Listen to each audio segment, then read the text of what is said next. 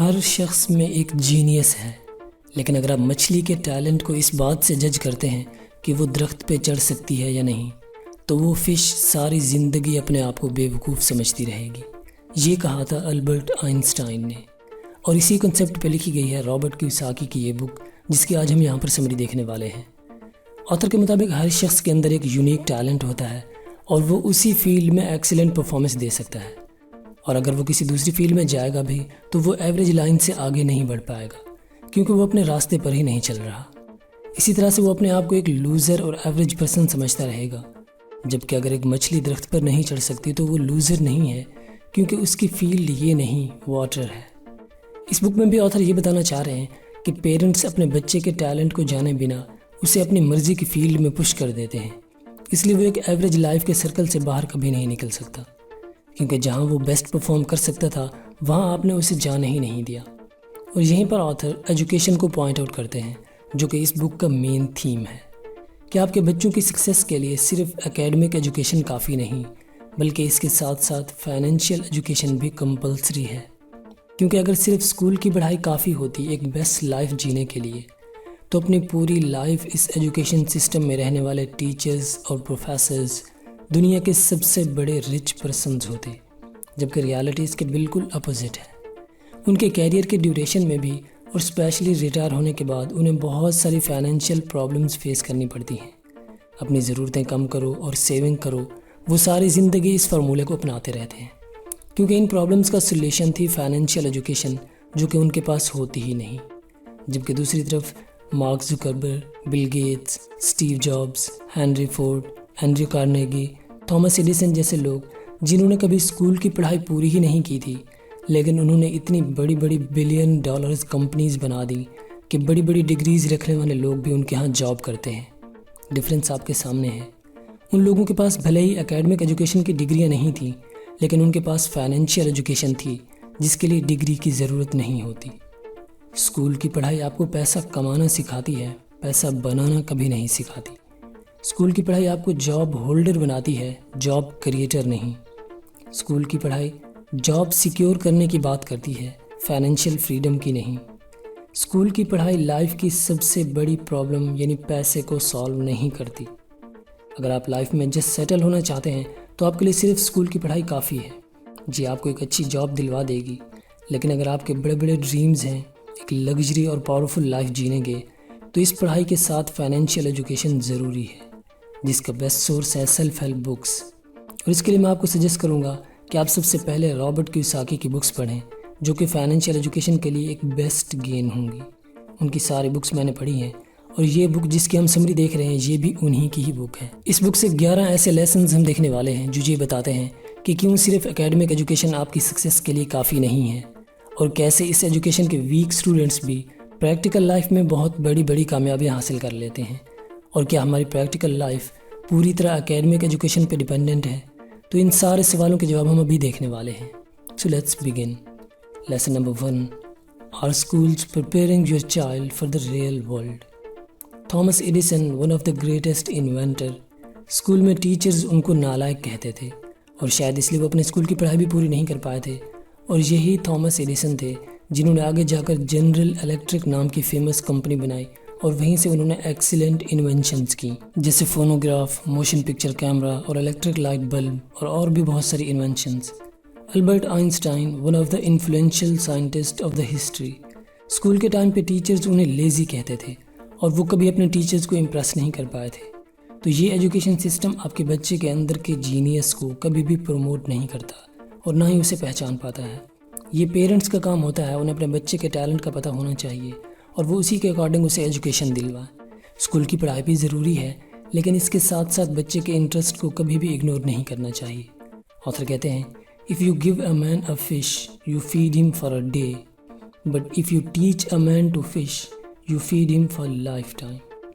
Suppose करें आप किसी पर्सन को रोज़ाना एक फ़िश देते हैं, इससे उसकी भूख मिटे या ना मिटे उसे उसी पर गुजारा करना है, क्योंकि आप उसे रोज़ाना की एक ही फ़िश देते हैं। एक तो उसे उसी पे गुजारा करना होता है, और दूसरा वो आप पे पूरी तरह डिपेंडेंट होगा। अगर किसी दिन आप उसे वो फ़िश नहीं देंगे तो वो सारा दिन भूखा रहेगा, क्योंकि उसके पास कोई दूसरा सोर्स भी नहीं है। लेकिन अगर आप उस पर्सन को मछली पकड़ना सिखा देते हैं और मछली पकड़ने के लिए टूल भी दे देते हैं।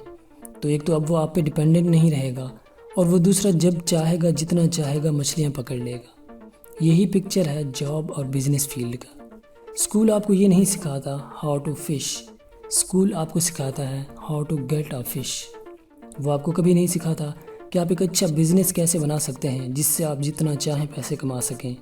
वो आपको सिखाता है कि आप एक अच्छी जॉब कैसे ले सकते हैं जिसमें आपको हर महीने के एंड पर एक फ़िक्स पे चेक मिल जाता है और आपको पूरा महीना उसी पे गुजारा करना होता है। और दूसरा, आप पूरी तरह डिपेंडेंट होते हैं उस कंपनी पर जिससे वो पे चेक आपको मिलता है। अगर वो कंपनी फेल हुई या आपको जॉब से फायर कर दिया गया तो आपकी इनकम भी बंद हो जाएगी। Lesson number 2, the fairy tail is over. School जाओ, अच्छे मार्क्स लो और अच्छी सी जॉब लेकर सेटल हो जाओ। हमारी यंग जनरेशन को आज भी यही रोड मैप दिया जाता है एक अच्छी लाइफ जीने के लिए, जबकि ऑथर के मुताबिक ये कॉन्सेप्ट इंडस्ट्रियल एज का था, जब बिज़नेस करना हर शख्स के बस में नहीं था और बहुत अच्छा कैपिटल रखने वाले लोग ही बिज़नेस कर सकते थे। But this concept will not work any more. आज हम इंफॉर्मेशन एज में जी रहे हैं जहाँ हर पर्सन के पास कई अपॉर्चुनिटीज़ हैं। बस आपका एक आइडिया आपको मिलियनर बना सकता है। आज आपको बिज़नेस के लिए पैसे की नहीं, एक अच्छे आइडिया की ज़रूरत है, और अच्छे आइडियाज़ पर इन्वेस्ट करने के लिए बेशुमार इन्वेस्टर्स हर वक्त रेडी होते हैं। इस एज के अकॉर्डिंग आपको अपना माइंडसेट भी बदलना चाहिए और अपने आसपास की अपॉर्चुनिटीज़ का बेनिफिट भी लेना चाहिए। Lesson number 3, prepare your child for the worst. Parents अपने बच्चे की लाइफ में फाउंडेशनल रोल प्ले करते हैं। बच्चे की फिजिकल और स्पिरिचुअल ग्रोथ के साथ साथ इंटेलेक्चुअल ग्रोथ भी यहीं से स्टार्ट होती है। इसलिए अपने बच्चे को लाइफ की हार्श रियलिटीज़ से प्रोटेक्ट करने के बजाय उन्हें मेंटली तौर पर प्रिपेयर करना चाहिए उन रियलिटीज़ को फेस करने के लिए। उन्हें जॉब लेकर सिक्योर हो जाना मत सिखाएं, उन्हें क्रिएटिव बनना और नए नए चैलेंजेस को फेस करना सिखाएं। बिजनेस करना रिस्की है और हमारे जैसे लोगों के तो बस से भी बाहर है। उनके अंदर ये मेंटालिटी इंस्टॉल करने के बजाय उन्हें वो एजुकेशन दिलवाएं जिसके ना होने की वजह से वो बिज़नेस करना रिस्की लगता है, ताकि चैलेंजेस को फेस करने की कैपेबिलिटी उनमें आए। बाइक मत चलाओ, कहीं गिर ना जाओ। अपने बच्चे को ऐसा कहकर आप कहने को तो उसे प्रोटेक्ट कर रहे होते हैं, लेकिन उसके अंदर के डर को आप बढ़ावा दे रहे होते हैं। तब वो हर ऐसे काम से दूर भागेगा जहाँ थोड़ा सा भी रिस्क होगा। और एक डरा हुआ इंसान अपनी लाइफ की प्रॉब्लम्स को कैसे सॉल्व करेगा? इसलिए उन्हें इंस्पायर करें कि उनके अंदर कैपेबिलिटी है, उनके अंदर कैपेसिटी है कि वो कुछ भी कर सकते हैं। ये कैश फ्लो क्वाड्रेंट है जिसमें employ, self employ, business owner और इन्वेस्टर होते हैं, और दुनिया का हर पैसा कमाने वाला शख्स इनमें से किसी एक क्वाड्रेंट में होता है। जो लोग रिस्क लेने से डरते हैं वो इन 2 क्वाड्रेंट में होते हैं, जैसे जॉब होल्डर्स या डॉक्टर्स और लॉयर्स, और यही गवर्नमेंट को सबसे ज़्यादा टैक्स पे करते हैं। और जो लोग रिस्क लेने से नहीं डरते वो इन 2 क्वाड्रेंट्स में होते हैं, यानी बिजनेस करने वाले या दूसरों के बिजनेस में इन्वेस्ट करने वाले।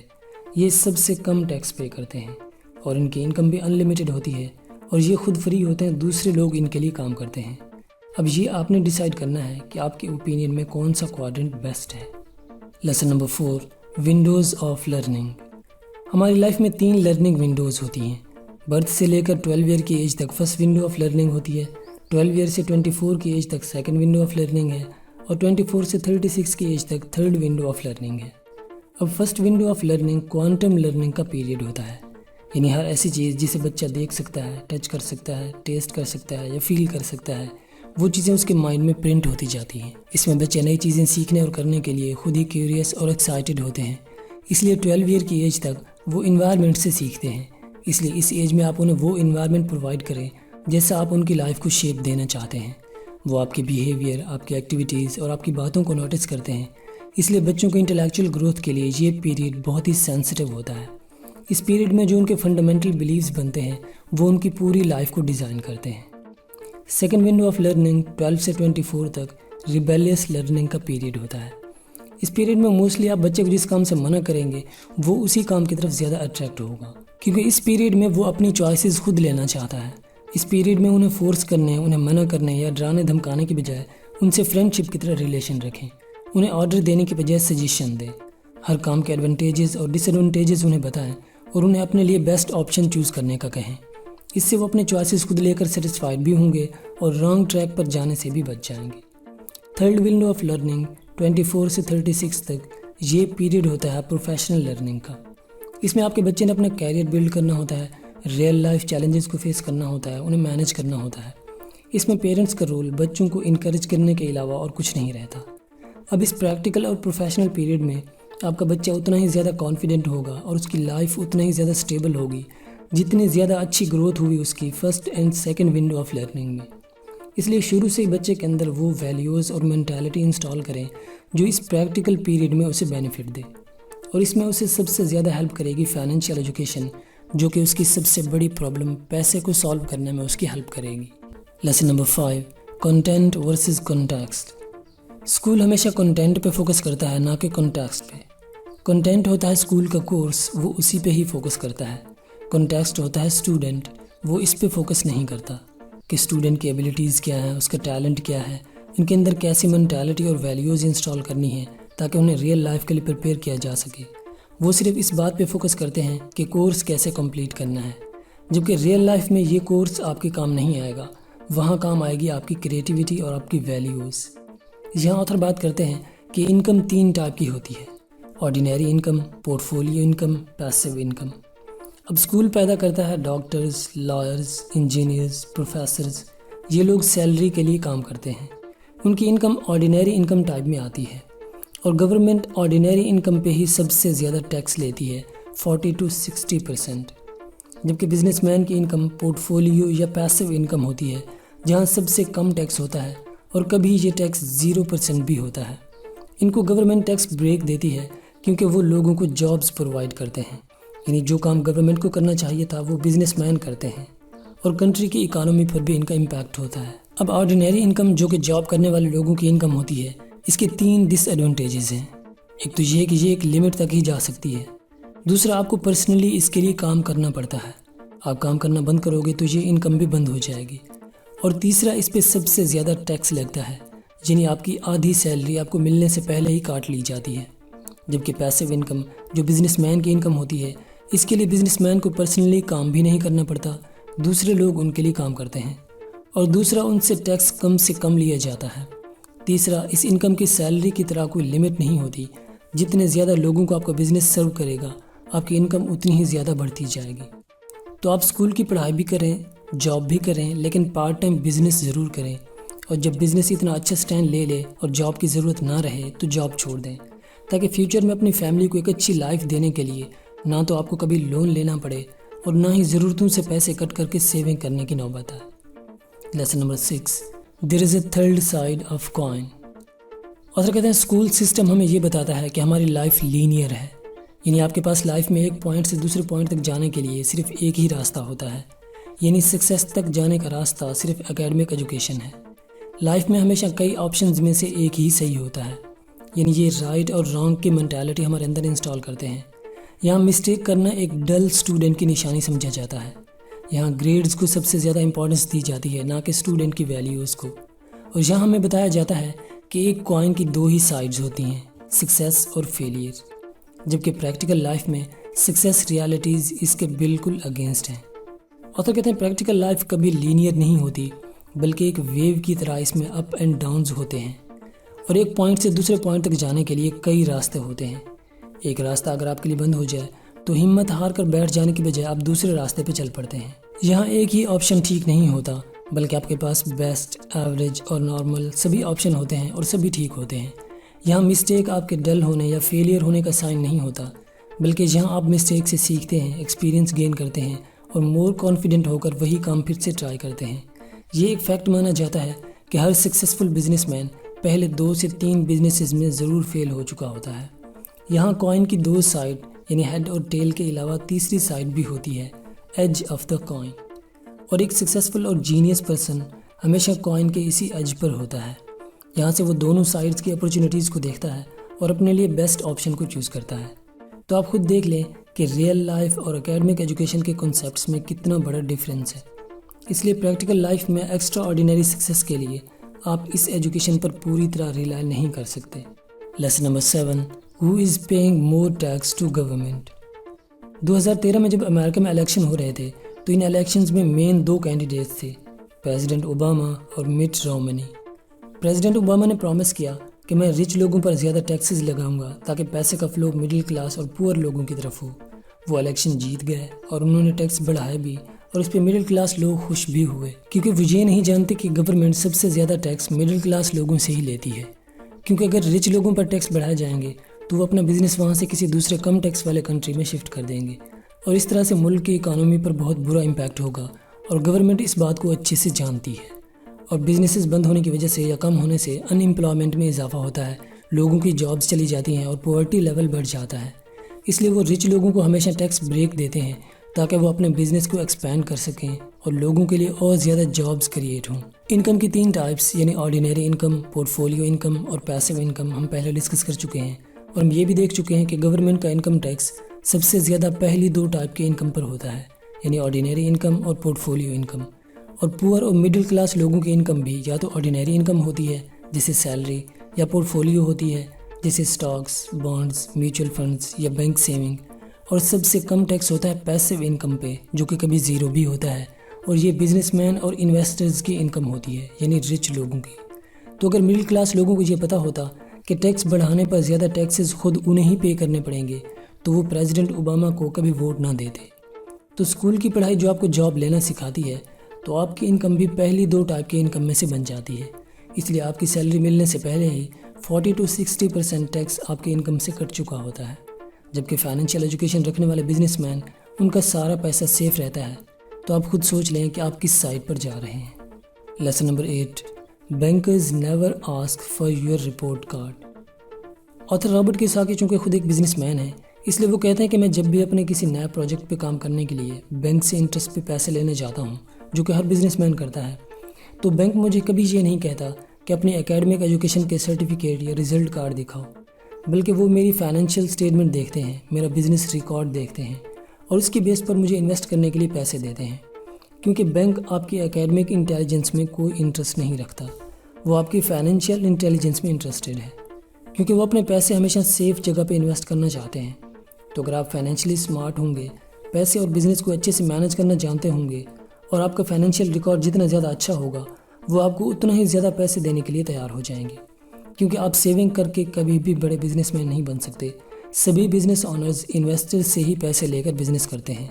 अब इन्वेस्टर्स आपको तभी पैसा देंगे जब आप फाइनेंशियली स्मार्ट होंगे, फिर चाहे आप स्कूल में सी ग्रेड स्टूडेंट्स ही क्यों ना रहे हों या स्कूल से फेल या ड्रॉप आउट ही क्यों ना हो।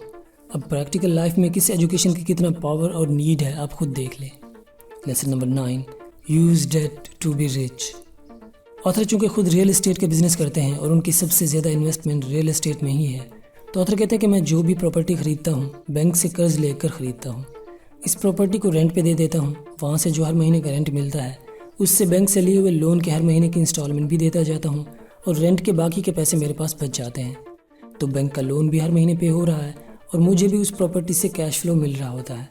और जब बैंक का पूरा लोन पे हो जाता है तो वो प्रॉपर्टी भी मेरी हो जाती है और अब उसका पूरा रेंट मेरी जेब में आता है। तो ऑथर कहते हैं यही है डेट यानी कर्ज की पावर, जिसे सभी रिच लोग यूज़ करते हैं और ज़्यादा रिच बनने के लिए। अब अगर 1 मिलियन की प्रॉपर्टी लेने के लिए मैं पैसे जमा करना शुरू करता तो इसमें बहुत वक्त लगता और तब तक वो प्रॉपर्टी भी मेरे हाथ से चली जाती। तो डेट आपको सबसे जल्दी रिच बना सकता है, क्योंकि इसमें दूसरों का पैसा आप यूज़ करते हैं रिच बनने के लिए। लेकिन ऑथर कहते हैं कि डेट एक बम की तरह होता है, अगर इसे ठीक से यूज़ करना आपको नहीं आता तो आप उल्टा प्रॉब्लम में फंस जाएंगे। इसलिए पहले सीखें कि इस डेट को रिच बनने के लिए कैसे यूज़ करना है। और बैंक आपको रियल एस्टेट यानी कोई प्रॉपर्टी ख़रीदने के लिए ईजीली लोन दे सकता है, क्योंकि यहाँ उन्हें अपना पैसा डूबने का ख़तरा नहीं होता। लेकिन पहले रियल एस्टेट का कोई कोर्स करें जिसमें आप इस बिज़नेस को मैनेज करना और इसमें डेट यानी कर्ज की पावर को यूज़ करना सीखें। Lesson number 10 unfair advantages of financial education. And पे ऑथर ने फाइनेंशियल एजुकेशन के 10 एडवांटेजेस बताए हैं। नंबर 1, फाइनेंशियल एजुकेशन से आप ऑर्डिनरी इनकम को पोर्टफोलियो और पैसिव इनकम में तब्दील करना जान जाते हैं, जो कि रिच बनने के लिए ज़रूरी है। और इनकम की ये तीनों टाइप्स हम डिस्कस कर चुके हैं।